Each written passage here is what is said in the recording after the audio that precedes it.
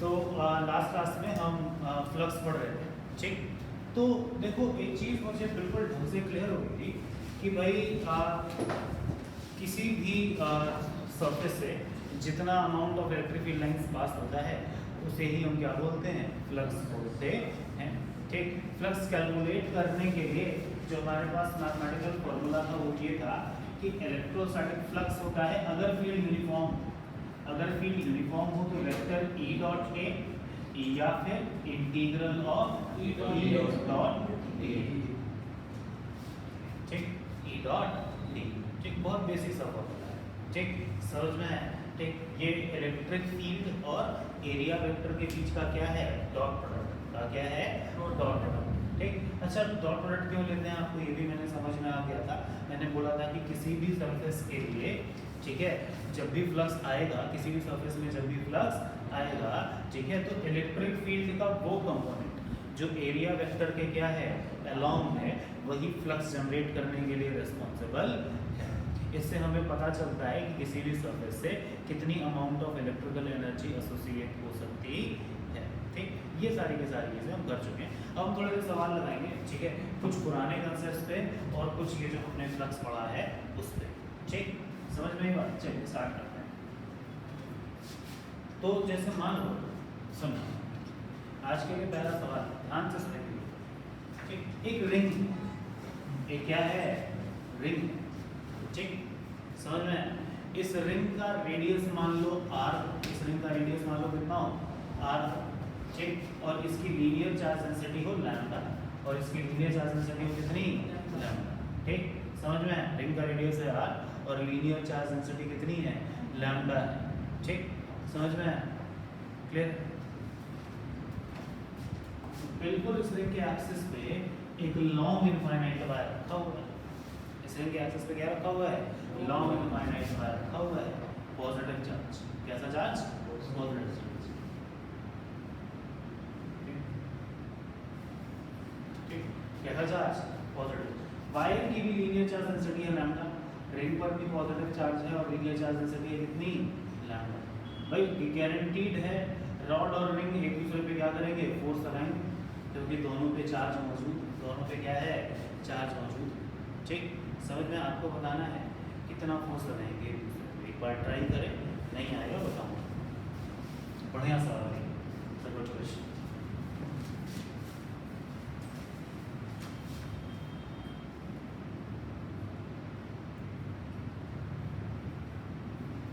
Try करें,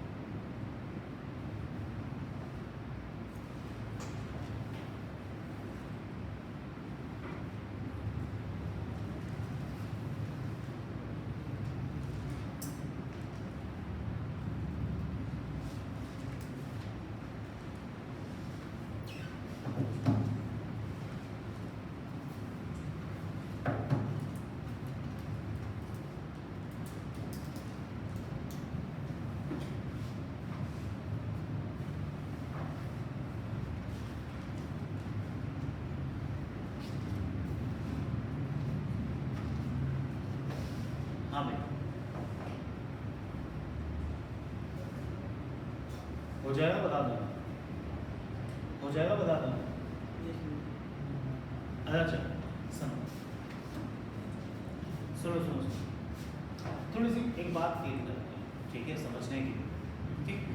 तुम अगर बहुत ध्यान से देखो, ठीक है, तो जैसे मान लो क्या से कोई रिंग है, मान लिया, किसी के पास कोई गोल चीज़ है, खड़ा वगैरह कुछ,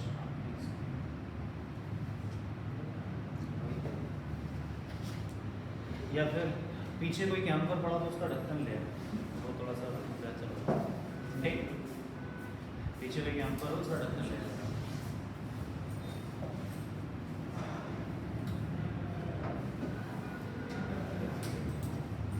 अच्छा इधर देखो सवाल में सिचुएशन क्या है कि ये मान लिया हमारी रिंग है, ठीक, समझ में आया? हाँ चलेगा, चलेगा क्या है? चलो कोई नहीं, ऐसा देखिए जैसे मान लो क्या है, एक रिंग है, ठीक, समझ में? और बिल्कुल उसके एक्सेस पे क्या है, वायर रखा हुआ है, ठीक, समझ में? अच्छा, वायर के एंड पे जो इलेक्ट्रिक फील्ड होगी कैसी होगी? जैसे ये वायर है और यहाँ इसका एंड है, तो बिल्कुल वायर के एंड पे इलेक्ट्रिक फील्ड कैसे निकालते हैं? फिर वायर के एंड पर तुम ध्यान दो तो इलेक्ट्रिक फील्ड के दो कंपोनेंट होंगे। अगर वायर ऐसे लगा हुआ हो तो इसका वायर के परपेंडिकुलर भी कंपोनेंट बनेगा और वायर के पैरेलल, ठीक। इस बात को अगर हम डायग्राम में बनाएं तो आपको क्लियरली दिखेगा कि बिल्कुल इस पॉइंट पे, बिल्कुल इस पॉइंट पे इलेक्ट्रिक फील्ड के दो कंपोनेंट बनेंगे, एक वायर के परपेंडिकुलर और एक वायर के पैरेलल। हाँ कि ना भाई? वायर की वजह से इस पॉइंट पे इलेक्ट्रिक फील्ड ऐसे होगी, हाँ कि ना? अरे हाँ कि ना? ऐसे सोचो अगर ये बिल्कुल डाउनवर्ड पॉइंट हो तो यहाँ पर ध्यान दो, एक पर कंपोनेंट इलेक्ट्रिक फील्ड का ऐसे बनेगा और एक कंपोनेंट कैसे बनेगा, ऐसे, हाँ कि ना? अरे हाँ कि ना?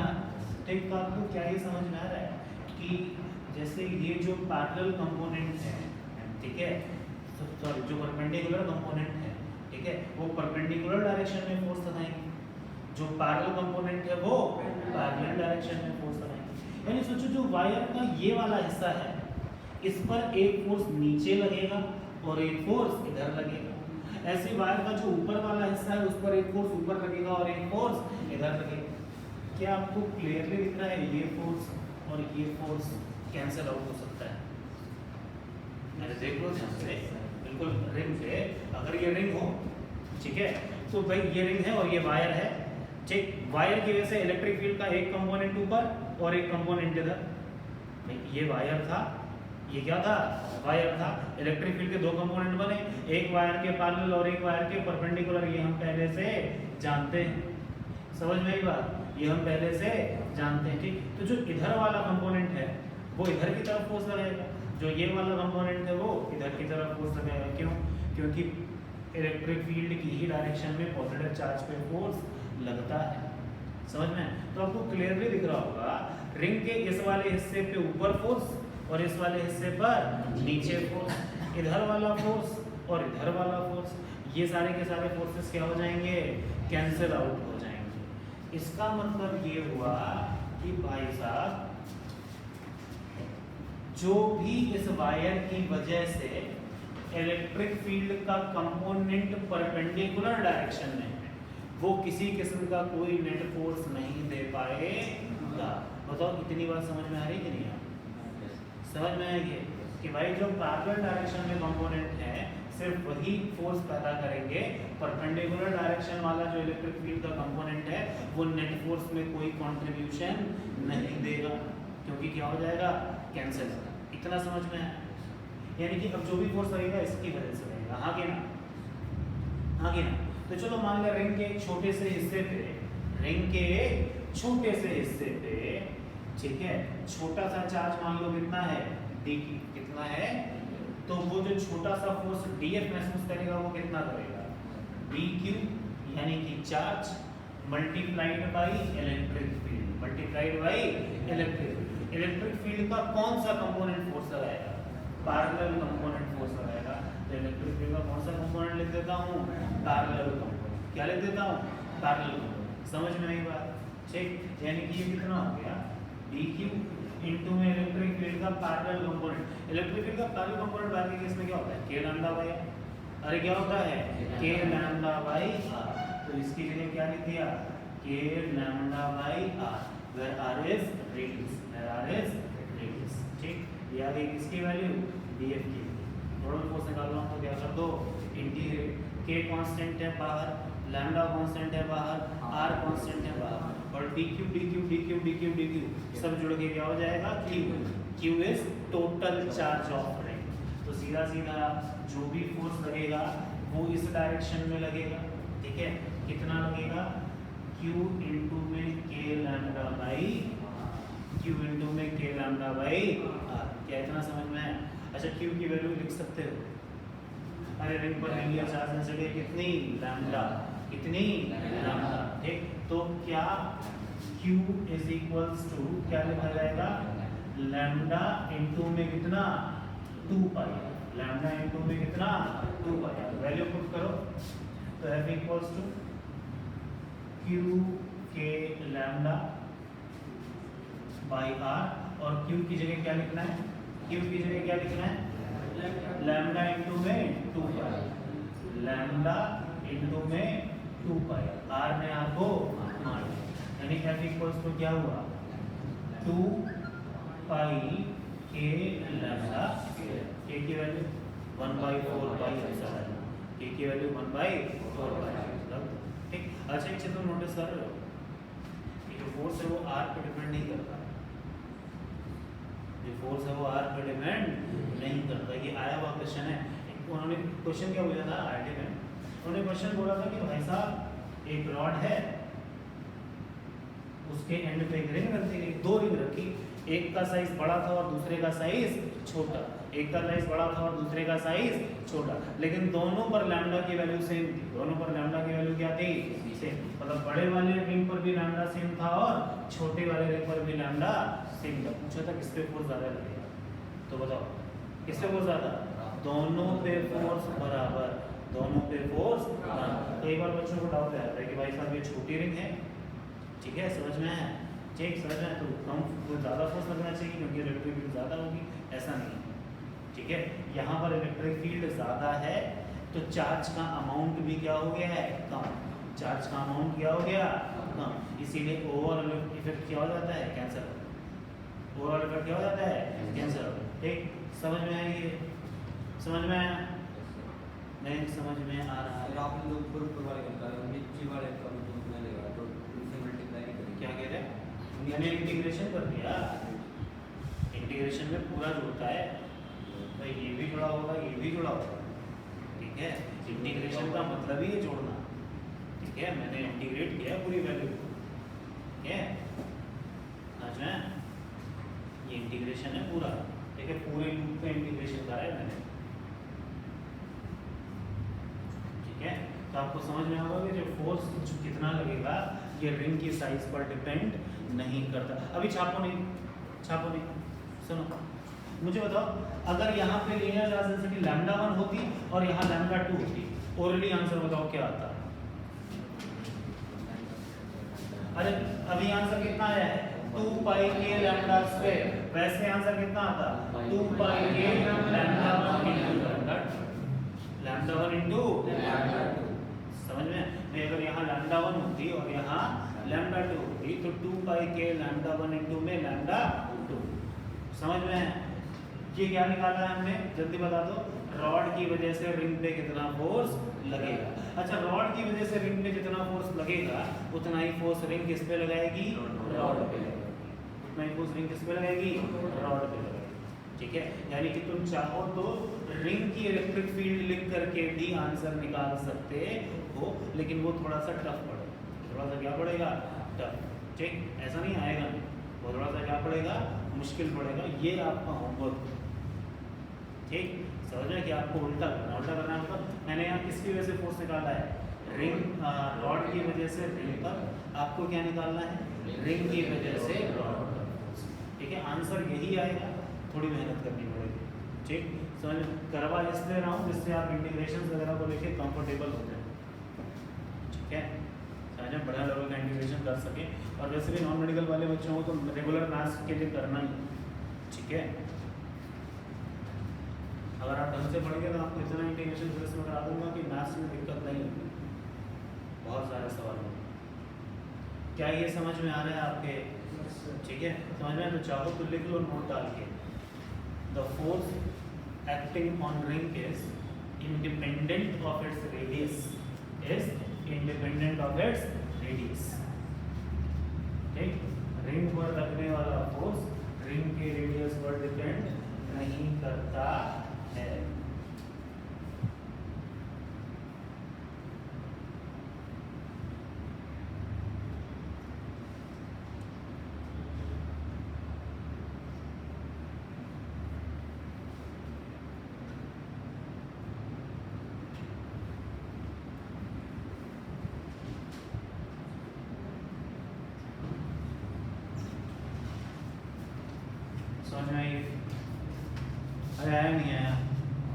सवाल करें, एक और क्वेश्चन करें, ये छाप लिया ना, चलो एक और सवाल करते हैं, बढ़िया सवाल।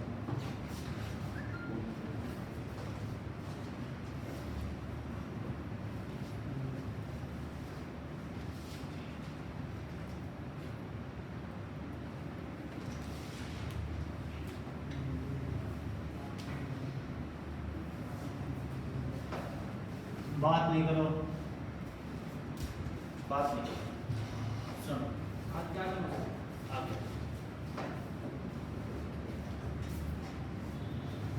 ठीक, इधर देखो, सुन, मान लो किसी एरिया में यूनिफॉर्म इलेक्ट्रिक फील्ड है, किसी एरिया में यूनिफॉर्म इलेक्ट्रिक फील्ड है, इस एक चेंबर था, इसमें यूनिफॉर्म इलेक्ट्रिक फील्ड ऐसे थी, ठीक, समझ में आया?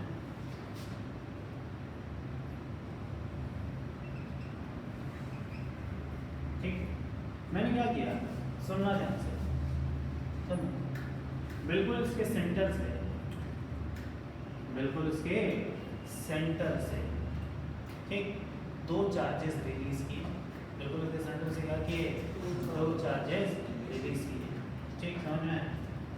एक चार्ज रिलीज किया प्लस क्यू का, एक चार्ज रिलीज किया माइनस क्यू का।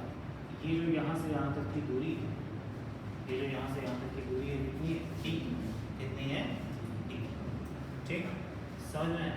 ये जो यहाँ से यहाँ तक की दूरी है कितनी, टी, ठीक, समझ में आया? एक का मास है m, दूसरे का मास है 3, दूसरे का मास है 3, ठीक, समझ में आया? यहाँ रखें, नेगेटिव वाले का -2, पॉजिटिव वाले का +2। मुझे बताओ, और ये बिल्कुल सेंटर पॉइंट, मतलब ये जो दूरी है कितनी हो गई, d/, ठीक, एक साथ छोड़ दिया, अपोजिट एंड में, दोनों अपोजिट डायरेक्शन में जाएंगे, कौन पहले पहुंचेगा एंड में, m वाला या 3m? बगैर पेन उठाए बताएं, थ्योरेटिकल बात पूछो, m वाला, क्यों Acceleration से। अच्छा, एक एक करके बात करते हैं। यहाँ पर जब पहुंचेंगे अपोजिट एंड पे, ठीक है, तो किसकी काइनेटिक एनर्जी ज्यादा होगी, m वाले की या 3? M वाले की। जब वो अपनी अपनी जगह पे पहुंचेंगे तो किसकी काइनेटिक एनर्जी ज्यादा होगी, m वाले की या 3m वाले की? कितने लोग बोल रहे हैं m वाले की ज्यादा होगी, कितने लोग बोल रहे हैं 3m वाले की ज्यादा होगी, कितने बोल रहे हैं दोनों की बराबर होगी? एक ऑप्शन ये भी तो हो सकता है, सन्नाटो दोनों की बराबर होगी। अब एक बात बताओ, इसका लॉजिकली थोड़ा सा फील करो, ठीक, ये चार्ज यहाँ से यहाँ तक गया, ये चार्ज यहाँ से यहाँ तक गया, ठीक है, जितना इसकी पोटेंशियल एनर्जी में परिवर्तन आया होगा उतनी ही इसकी काइनेटिक एनर्जी बढ़ी होगी। अरे हाँ कि ना? पोटेंशियल में परिवर्तन कितना होता है, पोटेंशियल एनर्जी में पोटेंशियल कितना होता है भाई, change in potential multiplied by charge. अरे यही होता है ना, अरे यही होता है ना चेंज इन पोटेंशियल एनर्जी का वर्क। Yes sir. अरे यही होता है ना, ठीक है, तुम समझो ये Q चार्ज यहाँ से यहाँ गया, ठीक, इसकी पोटेंशियल एनर्जी कितनी बदली होगी, इसका डेल्टा में कितना आया होगा, E यूनिफॉर्म इलेक्ट्रिक फील्ड है मल्टीप्लाइड बाय d/, भाई यही तो हुआ होगा चेंज इन पोटेंशियल, ठीक, मल्टीप्लाइड बाय चार्ज, है ना, ठीक। Yes sir. ऐसे ही ऊपर वाले के लिए, ऐसे ही ऊपर वाले के लिए, ऊपर वाले के लिए क्या होगा, जल्दी बोल दो, इलेक्ट्रिक फील्ड इनटू में d/2 multiplied by charge, multiplied by charge. अरे चार्ज तो सेम है ना दोनों पे, चार्ज तो सेम है। अरे दो चार्ज हैं, सेम इलेक्ट्रिक फील्ड है, सेम दूरी तक चल रहे हैं, सेम इलेक्ट्रिक फील्ड है, सेम दूरी तक चल रहे हैं, मतलब चेंज इन पोटेंशियल दोनों पे क्या रहा होगा, सेम। अरे दोनों पे क्या रहा होगा, सेम। अगर चेंज इन पोटेंशियल सेम है, ठीक है, दोनों पे चार्ज सेम है, तो दोनों के अंदर चेंज इन पोटेंशियल एनर्जी भी क्या रही होगी, सेम रही होगी। अगर change in potential energy same है तो इंक्रीज इन काइनेटिक एनर्जी भी क्या रहेगी, सेम। तो काइनेटिक एनर्जी दोनों की क्या रहेगी, सेम, पहली बात, ठीक। दूसरी बात है, चलो जल्दी बताओ, कौन पहले पहुंचेगा,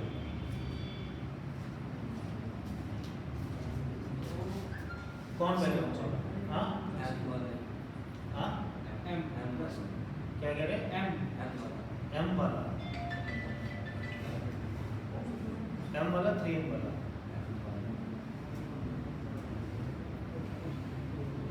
चलो लॉजिकली बात करते हैं। एम वाले की भी काइनेटिक एनर्जी उतनी है और 3M वाले की भी काइनेटिक एनर्जी उतनी है, ठीक समझ में? लेकिन गारंटीड है जिसका मास हल्का है उसकी सेम काइनेटिक एनर्जी पर रफ्तार ज्यादा होगी। तो एम वाले की रफ्तार तेज बड़ी होगी, इसके लिए वो तेज चलेगा। 3M वाले की रफ्तार धीरे बड़ी होगी, इसलिए वो धीरे चलेगा। तो कौन पहले पहुंचेगा? एम। ठीक, तो कौन पहले पहुंचेगा? एम। ठीक समझ में? कोई दिक्कत किसी तरह की नहीं। ठीक, एक और बढ़िया लॉजिक भी है, सुनना है। अगर तुम थोड़ा सा इमेजिन करो इसको, तो ये दो मासेस हैं, जो पॉजिटिव चार्ज है उस पर ऊपर की तरफ फोर्स, जो पॉजिटिव चार्ज है उस पर नीचे की तरफ फोर्स देगा, जो नेगेटिव चार्ज है उस पर फोर्स ऊपर की तरफ। ये वाला फोर्स कितना ऊपर की तरफ? E की। ये वाला फोर्स नीचे की तरफ कितना? E की। सिस्टम पे नेट फोर्स कितना? सिस्टम पे नेट फोर्स कितना? सिस्टम का सेंटर ऑफ मास हमेशा किस पे रहना चाहिए? रेस्ट पे। किस पे रहना चाहिए? रेस्ट पे। ठीक, अब तुम लॉजिकली सोचो, ये वाला मास सेंटर ऑफ मास मान लिया बीच में, मैं मानूंगा कि सेंटर ऑफ मास कहाँ रहना चाहिए सिस्टम का? रेस्ट पे। कहाँ रहना चाहिए? रेस्ट पे। सोचो अगर एक मास ऊपर जा रहा है, ठीक समझ में, तो दूसरा मास कहाँ जाएगा? नीचे। अब सेंटर ऑफ मास की पोजीशन अगर यही बनी रहे तो सेम मास के केस में दोनों क्या चलेंगे? बराबर बराबर। तो मास क्या रहेगा? बीच में। समझ में आई बात? ठीक, लेकिन अगर मैं सेंटर ऑफ मास यही रखना चाहता हूँ, अगर मैं सेंटर ऑफ मास यही रखना चाहता हूँ और एक मास हैवी है और एक मास हल्का है, एक मास हैवी है और एक मास क्या है? हल्का है, तो आप जानते हैं सेंटर ऑफ मास किसके पास में होता है? हैवी वाले मास में। ठीक समझ में? तो सोचो अगर हल्का वाला मास यहाँ है तो हैवी वाला मास तो बस इतना ही होना चाहिए। तो हल्का वाला मास अगर कम दूर गया है, मतलब भारी वाला मास अगर कम दूर गया है, तो हल्का वाला मास कहाँ जाएगा? ज़्यादा दूर। कहाँ जाएगा? ज़्यादा दूर। एक बढ़िया सवाल करूँगा जहाँ पे सेंटर ऑफ मास से इस तरह के सवाल बहुत ईजी हो जाएंगे आपके लिए, ठीक है? क्योंकि कई बार चार्जेस के सेंटर ऑफ मास की रफ्तार वगैरह ये सब पूछते हैं। ठीक, चलो मुझे बताओ इस केस में चार्ज के सेंटर ऑफ मास की रफ्तार क्या होगी? 0। चार्ज के सेंटर ऑफ मास की रफ्तार क्या होगी? क्यों 0 होगी? क्योंकि सिस्टम पे नेट फोर्स 0 है, तो वेलोसिटी में किसी किस्म का कोई चेंज नहीं हो सकता है। समझ में? रफ्तार में किसी किस्म का कोई चेंज नहीं हो सकता है। हाँ, क्या हो गया? कुछ नहीं। ये सब बातें समझ में आती हैं आपके? ये छोटे छोटे ऑब्जर्वेशंस लिख लें, इस तरह के छोटे छोटे बहुत सारे सवाल आपसे पूछते हैं वो एग्जाम में, ठीक है?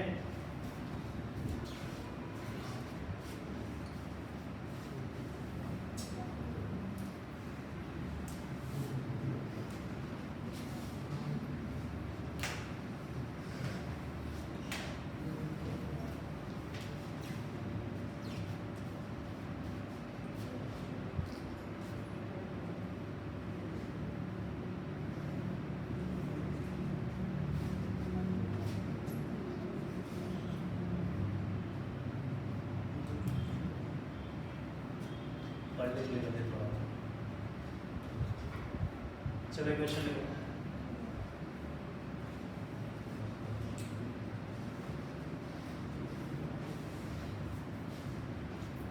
A charge is moving on a path.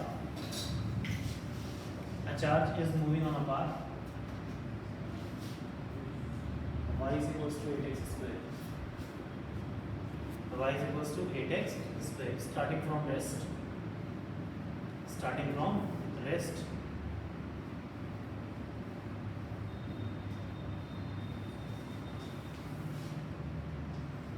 Check in an electric field given by. In an electric field given by.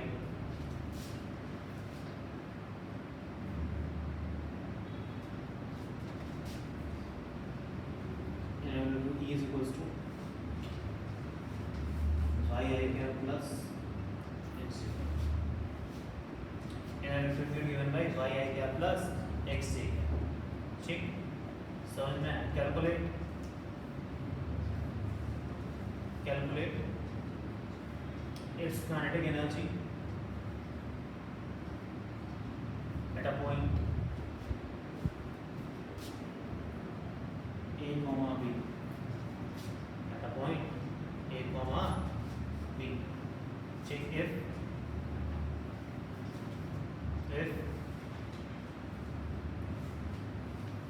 magnitude of charges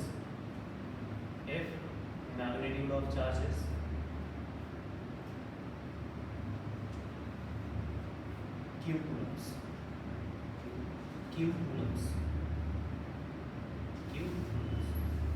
या इस माइनस q coulombs प्रोवाइडेड है चार्ज को आपने रेस्ट से स्टार्ट करा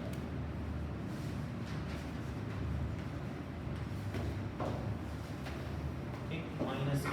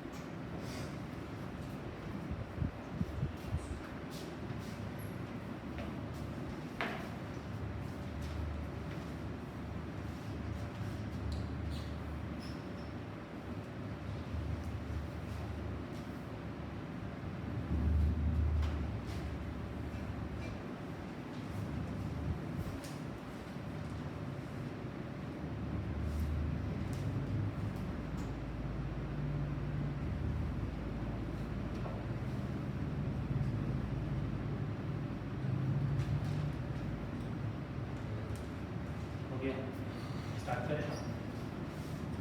बहुत सिंपल सी बात है यार, देखो लॉजिकली कंफ्यूज करते हैं कि भाई साहब जो भी रेस्ट से स्टार्ट हो रहा है, कहाँ से स्टार्ट हो रहा है? रेस्ट से। इलेक्ट्रिक फोर्स कैसा फोर्स है? Conservative force. कैसा फोर्स है? हम क्या लिखते हैं? Kinetic energy initial plus potential energy initial equals to kinetic energy final plus potential energy final. इसमें कोई दिक्कत नहीं है। रेस्ट से स्टार्ट हो रहा है इसलिए इसकी एनर्जी कितनी रही होगी? जीरो। कितनी रही होगी? जीरो। ठीक, समझ में? और कहाँ से स्टार्ट कर रहे हैं इसको? ओरिजिन से। कहाँ से स्टार्ट कर रहे हैं? ओरिजिन से। ठीक, समझ में? तो बिल्कुल ओरिजिन पे इसकी पोटेंशियल एनर्जी भी क्या रही होगी? जीरो। भाई क्योंकि ओरिजिन पे इलेक्ट्रिक फील्ड ही नहीं होगा, ठीक है, तो पोटेंशियल एनर्जी नहीं होगी। ठीक, रेफरेंस पॉइंट पे मैंने पोटेंशियल एनर्जी क्या मान ली? जीरो। या नहीं भी मानते हैं तो सिंपल सी बात है, is equals to initial potential energy is equals to kinetic energy final plus potential energy final. ये इधर आ गया। ठीक, तो kinetic energy final is equals to U initial minus U final, यानी kinetic energy final is minus of change in potential energy. ठीक, यानी अगर मैं चेंज इन पोटेंशियल एनर्जी निकाल दूं, ठीक, और उसको पॉजिटिव साइन से लिख दूं तो मुझे आंसर मिल जाए। इसमें कोई समस्या? यानी इस सवाल में जो मेन ऑब्जेक्टिव है वो किसी तरह पोटेंशियल एनर्जी का चेंज निकालना है, हाँ कि ना? Yes. अच्छा, चार्ज की अगर हम बात करें तो चेंज इन पोटेंशियल एनर्जी क्या होता है?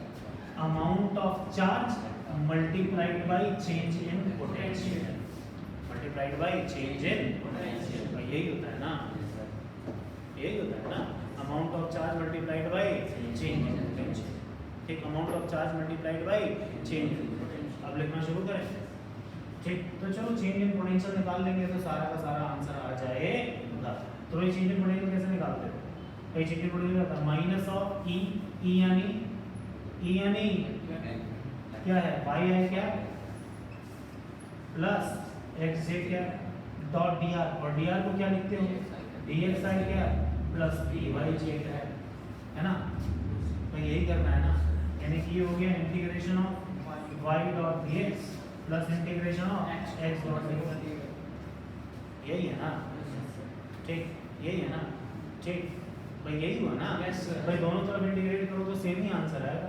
भाई अगर इसको इंटीग्रेट करोगे पार्शियल तो वाई एक्स, और इसको इंटीग्रेट करोगे तो भी वाई एक्स, तो भी क्या आएगा? तो सही आंसर मैंने पहले ही बताया कि इस केस में सीधा सीधा क्या हो जाता है? इस इंटीग्रेशन की वैल्यू वाई एक्स क्या होती है? लिमिट कहाँ से कहाँ? 0,0 से a, b तक, यानी कि सीधा सीधा आंसर हो गया कितना? a। चेंज इन पोटेंशियल कितना हुआ? a। तो चेंज इन पोटेंशियल एनर्जी कितना होगा, Q मल्टीप्लाइड बाई U। अरे Q मल्टीप्लाइड बाई जितनी पोटेंशियल एनर्जी बदलेगी उतनी ही काइनेटिक एनर्जी बदलेगी। आंसर हो गया Q A B। आंसर हो गया। हाँ क्या हुआ, y x की रिलेशन है, क्या कह रहे हैं, आंसर वही है ना। ठीक है, अगर तुमने इसको रिप्लेस किया है तो भी आंसर वही है। ठीक है, फाइनली तुम कैलकुलेट करके इस फॉर्म में ला सकते हो। दूसरी चीज़ है सुनना है, y equals to mx square, ये रिलेशन तब रखो ना जब फोर्स नॉन कंजर्वेटिव। जब फोर्स कैसा हो, कंजर्वेटिव फोर्सेस में, तो हमारा जो आंसर होता है वो पाथ पे डिपेंड नहीं करता है। ठीक है, आपको कंफ्यूज करने के लिए ही ये बात दी गई थी, है ना।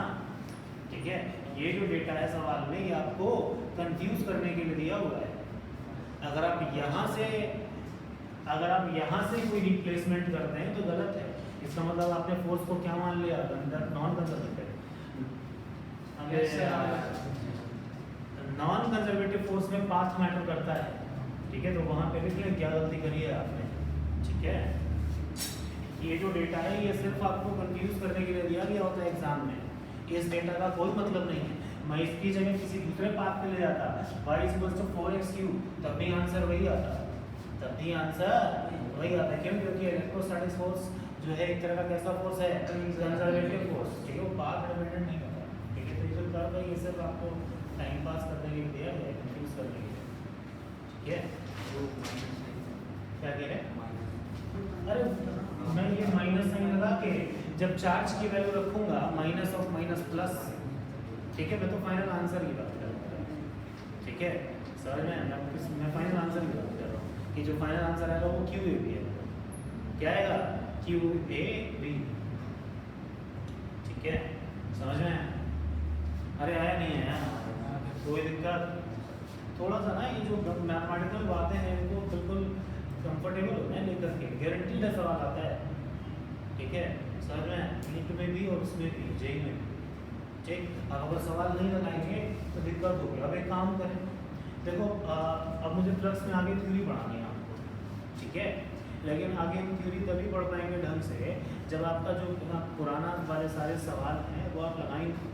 ठीक, अब आपकी रिस्पॉन्सिबिलिटी है कि पोटेंशियल तक, यानी problems based on Coulomb's law, problem based on electric field, problems based on ये इलेक्ट्रोस्टैटिक डाइपोल, ये जितने भी सवाल हैं वो सब लगा के ख़त्म कर। ठीक है, समझ में, इस महीने के अंत तक आपका कैपेसिटर निपट जाएगा, यानी कि स्टार्टिंग के 2 चैप्टर। ठीक, समझ में, और ये बड़ा हिस्सा होता है पूरा इलेक्ट्रोस्टैटिक्स।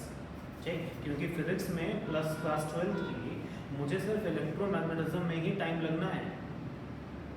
ठीक है, समझ में, एक बार जब इलेक्ट्रोस्टैटिक्स खत्म हो जाती है तो फिर करंट फिर छोटा चैप्टर। ठीक, और आप मान के चलेंगे तो आपका ये सब जो लॉकडाउन वगैरह है ये जून में तो खुलना नहीं। ठीक है, और जिस हिसाब से केसेस बढ़ रहे हैं तो जुलाई में भी नहीं खुलना, तो क्लासेस जो है रिज्यूम हो पाएंगी मिड जुलाई में। ठीक है, हमारा मिड जुलाई तक बहुत कुछ ख़त्म हो जाएगा। ठीक, समझ में आएगा, जुलाई तक काफ़ी कुछ हो जाएगा, और आप अगर घर जाके प्रैक्टिस नहीं करेंगे तो बहुत दिक्कत होगी। ठीक है, ज़्यादा से ज़्यादा प्रैक्टिस करें। एचसीवी कितने लोग कर रहे हैं, 1 2 3 वही करें, वही सवाल लगाएं। ठीक है, जो बच्चा एचसीवी नहीं लगाना चाहता है वो कम से कम एनसीईआरटी लगाए। ठीक है, अगर आपका मन नहीं है एचसीवी लगाने का तो एनसीईआरटी लगाएं और एनसीईआरटी पढ़ें। मैं बहुत डे 1 से बोलता आया हूँ, कोई एक टेक्स्ट बुक, अब आपके पास 2 टेक्स्ट बुक मैंने आपको रिकमेंड करी है, एक है एनसीईआरटी और दूसरा है एचसी वर्मा। दोनों में से कोई एक टेक्स्ट बुक अपनी ज़रूरत के हिसाब से, अगर आपको सिर्फ बोर्ड के लिए जाना है तो फिर आप एनसीईआरटी पढ़ें, और अगर आपको चाहते हैं कि हमारा कॉम्पिटिशन कवर हो जाए तो एचसीवी पढ़ें। और जो भी आप किताब पढ़ें उसके सारे सवाल लगाएं और उसको डिस्कस करें। ठीक है, समझ में? चलो एक क्वेश्चन लिखो।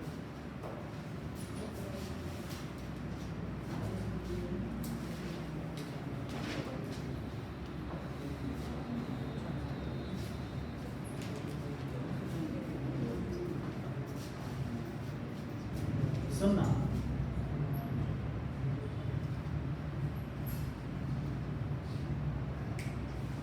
देखिए आप सही से करते हैं। मुझे सीधा सीधा आंसर है, आपको देखिए कितनी पिछली बातें हैं।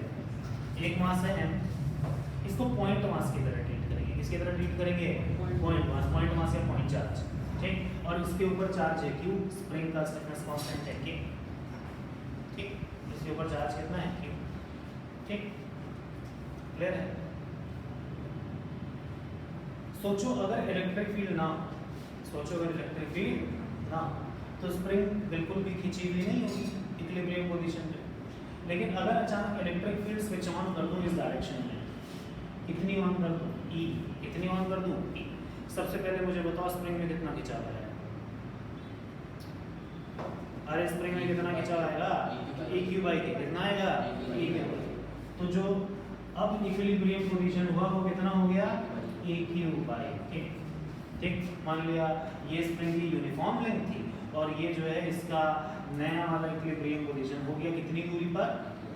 EQ/K, ठीक। मैं इसको जरा सा हिला के छोड़ दूं तो क्या ये ऐसा चम करेगा? क्या ये ऐसा चम? टाइम पीरियड क्या होगा ऐसा चम का? बगैर पेन उठाए वैसे कितना होता है? 2.2 वैसे कितना होता है? 2π√m/।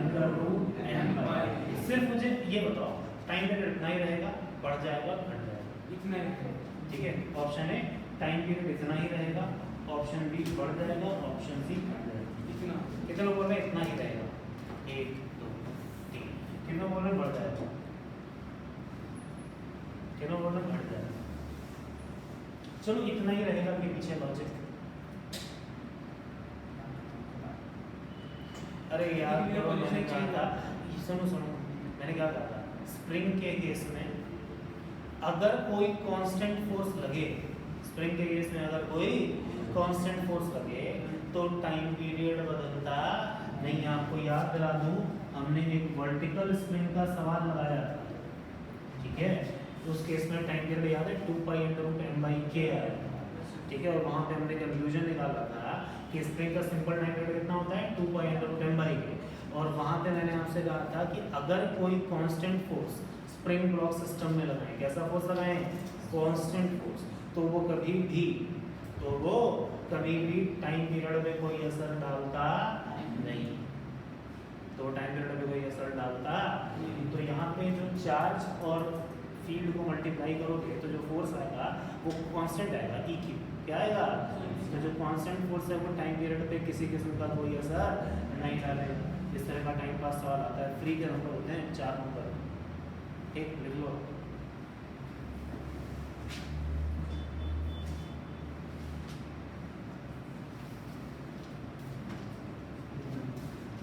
स्प्रिंग के टाइम पीरियड पे कोई असर नहीं आएगा, ठीक।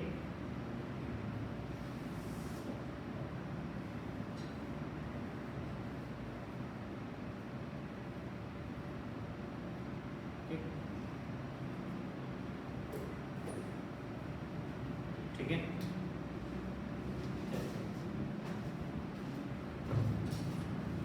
एक बेसिक सवाल है मैकेनिक्स का, ठीक। एससीबी में है नहीं क्वेश्चन।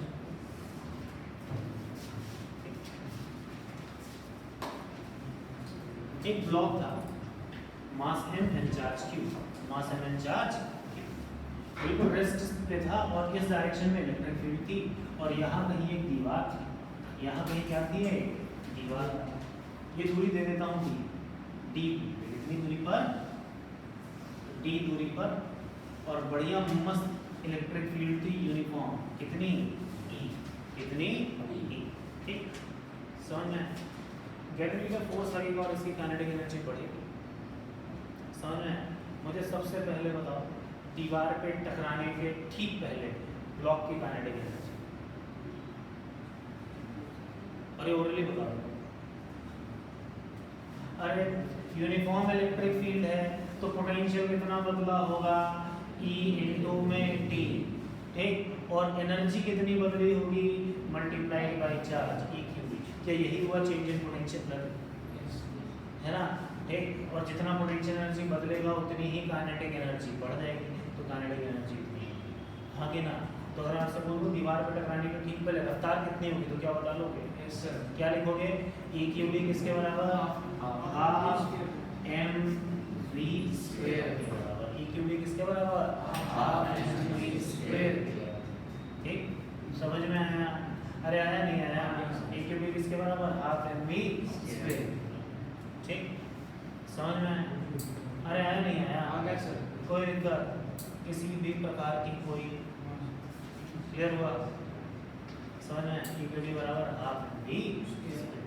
चलो अब थोड़ा सा सवाल इंटरेस्टिंग बनाते हैं। मान लो ये रफ सरफेस है, मान लो ये कैसा सरफेस है? Rough. Coefficient of friction mu है यहाँ पे, म्यू के मान लो। ठीक, अब मुझे बताओ दीवार पे टकराने के ठीक पहले काइनेटिक एनर्जी क्या है?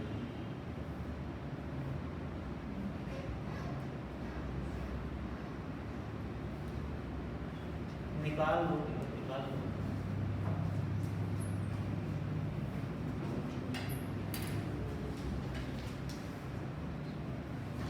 बेसिक मैकेनिक्स है बहुत।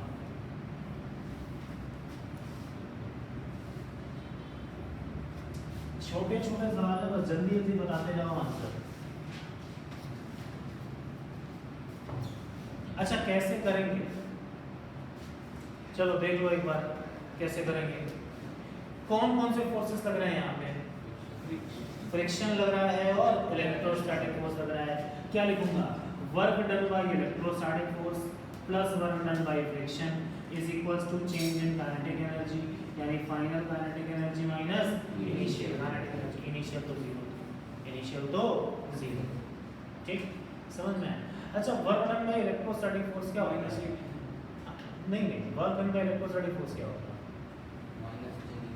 अरे negative of change in potential. ठीक है, negative of change in potential. अच्छा खुद ही देखो, इलेक्ट्रोस्टैटिक फोर्स लग रहा है कितना? E Q. इलेक्ट्रोस्टैटिक फोर्स लग रहा है कितना? E Q, right hand side पे। और जा कितनी दूर रहा है? d दूरी तक। तो ये कितना हो गया? सीधा सीधा E क्यू। कितना हो गया? कितना हो गया? अब चेंज इन पोटेंशियल के भी कांसेप्ट से लगा सकते हो, चेंज इन पोटेंशियल के भी कांसेप्ट से लगा सकते हो। भाई इलेक्ट्रिक फील्ड है कितनी? E। इलेक्ट्रिक फील्ड है कितनी? E। कितनी दूरी तक जा रहा है? d दूरी तक जा रहा है। इलेक्ट्रिक फील्ड की ही डायरेक्शन में जा रहा है, यानी चेंज इन पोटेंशियल कितना? Minus E। कितना? Minus E multiplied by charge, multiplied by charge. ये हो गया चेंज इन पोटेंशियल एनर्जी, ये हो गया चेंज इन पोटेंशियल एनर्जी। तो work done by electrostatic force, इसके आगे एक और माइनस लगा दूंगा तो क्या हो जाएगा? प्लस। ठीक, तो work done by electrostatic force कितना हो गया? E Q. किसी भी तरीके से देख लो आंसर वही आएगा। अरे ये समझ में आया क्या लिखा है मैंने? इलेक्ट्रिक फील्ड की ही डायरेक्शन में जा रहे हो, यानी पोटेंशियल घटा होगा, यानी कितना घटा? माइनस E भी घट गया, और पोटेंशियल एनर्जी कितनी घट गई? माइनस E क्यू भी घट गई। ठीक, और work done by electrostatic force चाहिए तो negative of change in potential energy होता है work done by conservative force. तो आगे क्या लगा दूंगा? कॉपी की तरफ मैं तेरी आगे क्या लगाऊंगा? Minus sign plus E q. ठीक, अच्छा work done by friction force क्या लिखोगे? किस साइन से? माइनस साइन से। That is minus mu m g. ये हो गया फोर्स मल्टीप्लाइड बाय टी। यही हो गया final kinetic energy, half m v. Final kinetic energy पूछा है तो सीधे सीधे निकाल लो यही। ठीक, अगर वेलोसिटी पूछी है तो क्या कर दो? डिवाइड कर दो। क्या कर दो? डिवाइड। आंसर आ जाएगा। समझ में आया? ये सब फालतू के बहुत सारे कितने लोग खुद से हो गया? एक सोचा था कि भाई ये सब बहुत इजी सवाल है, एग्जाम में खूब पूछे जाते हैं एग्जाम में आपसे। मैं बार बार बोल रहा हूँ यूनिफॉर्म फील्ड में सीधे सीधे रख लो, सीधा सीधा इलेक्ट्रिक फील्ड की डायरेक्शन में जा रहे हो यूनिफॉर्म फील्ड में तो change in potential minus v d, और उल्टा जा रहे हो तो प्लस वी डी। माइनस और प्लस क्यों लिखते हैं समझ में है ना? फील्ड की डायरेक्शन में जाने पर पोटेंशियल घटता है और उल्टा जाने पर पोटेंशियल बढ़ता है। ठीक, समझ में? किसी एंगल पर जा रहे हो तो डिस्प्लेसमेंट का वो कंपोनेंट लिख दो जो इलेक्ट्रिक फील्ड के कहाँ है? डायरेक्शन में। समझ में? जैसे तो फॉर्मूला तुम्हारा ईडी की जगह ईडी कॉस थीटा हो जाएगा। ED cos थीटा आ जाएगा अगर theta is angle between electric field and जिस डायरेक्शन में तुम्हारा डिस्प्लेसमेंट है। ठीक, तो इजी है भाई ये सब, इसको ढंग से करें प्रॉपर्ली। ठीक, समझ में आया? अरे आया नहीं आया? चलिए अभी ये बहुत से आता नेक्स्ट टाइम डाल दूँगा। ठीक है, ये छोटे छोटे सवाल थे जो कि आपको आने चाहिए।